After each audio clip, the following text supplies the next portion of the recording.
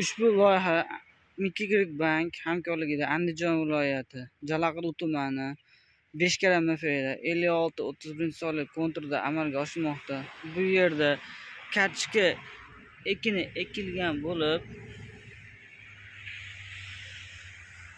maydon hajmi 12 gektarni tashkil qiladi. Uzunligi 200 metr, enligi esa 50 metr tashkil qiladi.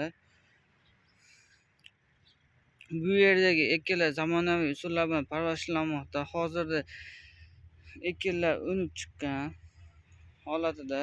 Ekinlarni yetishtirish 8 kun davom etadi. Yetishtirish jarayonida sug'orladi, tabiiy va mineral o'g'itlar bilan oziqlantiriladi.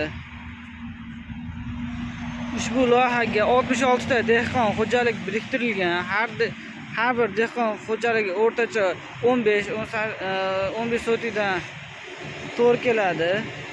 Loyiha samarali amalga oshirish uchun